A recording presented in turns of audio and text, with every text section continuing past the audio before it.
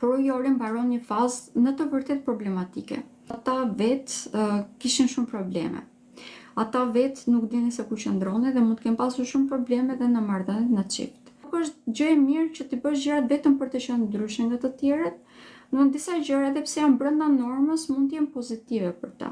Kjo është e vlefshme në lidhje me çështjet e punës dhe në lidhje me çështjet e bashkëpunimit, sepse gjatë kësaj jave, shenjës së ujorit do t'i duhet që të bashkëpunojë me të tjerët në mënyrë që të mund të fitojë.